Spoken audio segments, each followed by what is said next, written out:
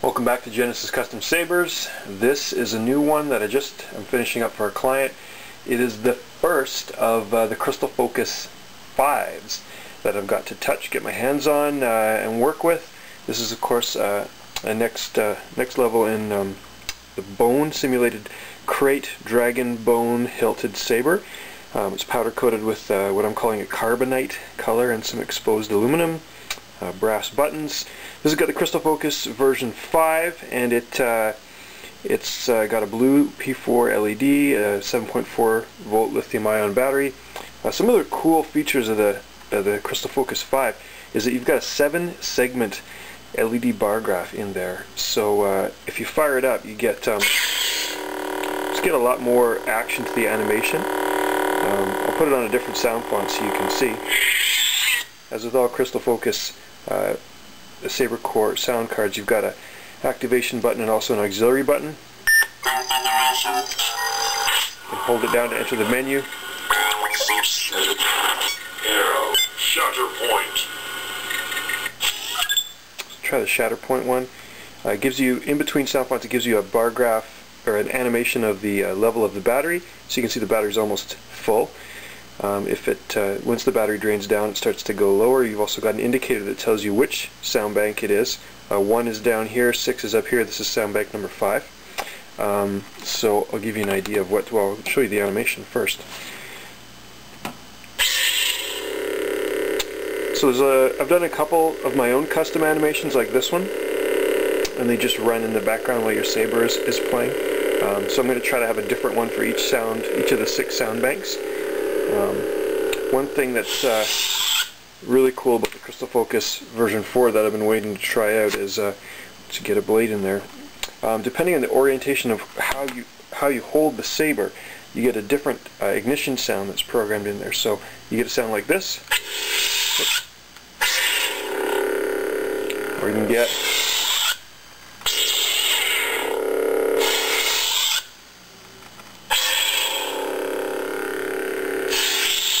So you get a different sound, activation sound, depending on the orientation of the saber.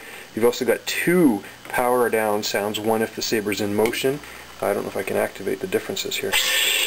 So if it's stationary, you'll get 1. And if it's in motion, you get another.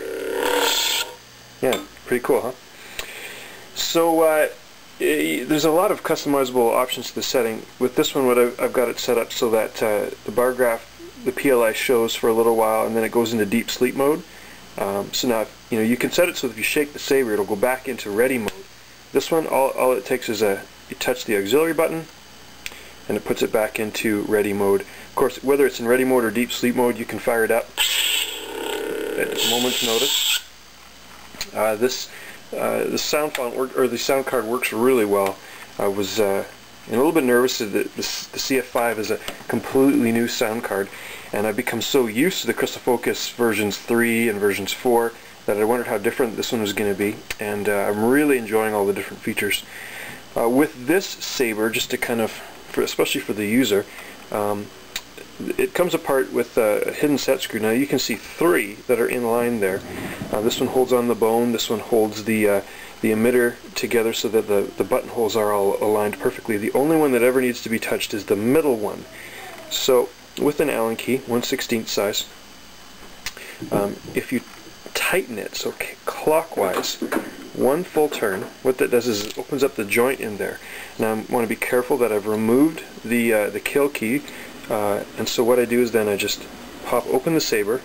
And all my new Genesis Elite Sabers are going to be designed this way, with an inner PVC chassis that holds the speaker, the recharge port, the battery, and the Crystal Focus.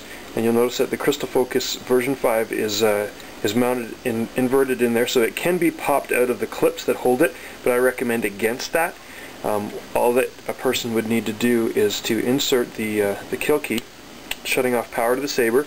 You can tell that the bar graph there is dead, so that power shut off, and then to remove the SD card, just a little bit of pressure and it pops right out. If you've got nimble fingers, you can pull it out.